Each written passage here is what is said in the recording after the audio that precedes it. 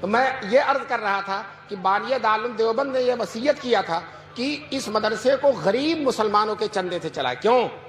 مسلمان غریب کبھی نہیں ختم ہوگا، کبھی نہیں ختم ہوگا. جب یہ نہیں ختم ہوگا تو جس مدرسے کو چلائے گا وہ بھی ختم نہیں ہوگا.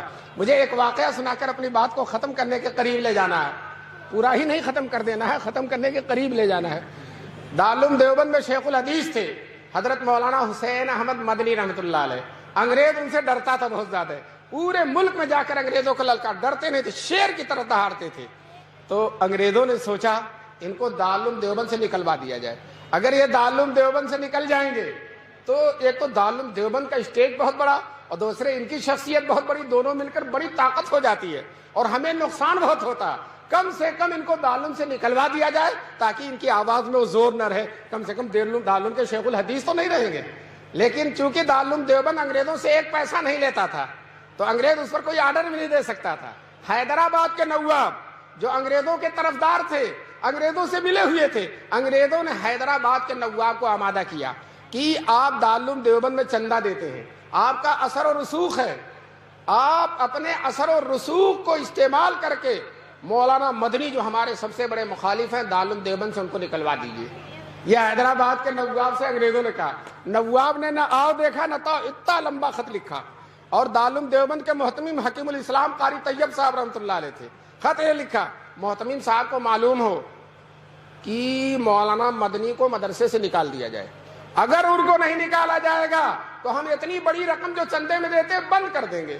حضرت قاری طیب صاحب کو ان بوڑھوں نے دیکھا ہوگا، حکیم الاسلام تھے، بڑی ہی لطافت کی باتیں ان کی زبان سے نکلتی تھیں.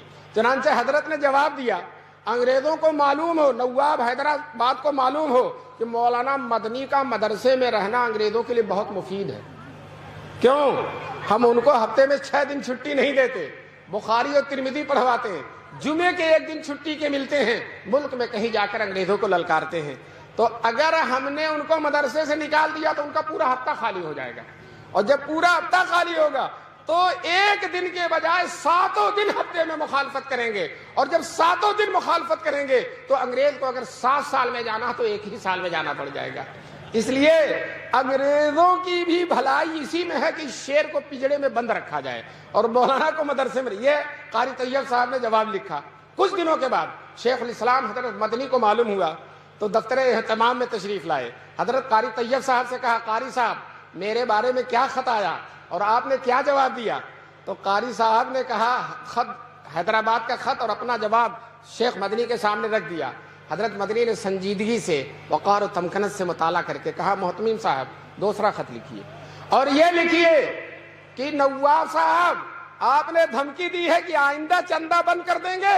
ہم آپ سے کہتے ہیں کہ اب تک سال سے جتنا چندہ دیا آپ نے، سارے چندے کی فہرست بھیج دیجئے، آپ کی ساری رقم واپس کر دی جائے گی.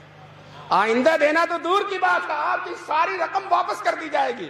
آپ سمجھتے ہیں مدرسہ آپ کے چندے سے چلتا؟ مدرسہ اللہ کی امانت ہے اور اللہ اس کو چلانے والے.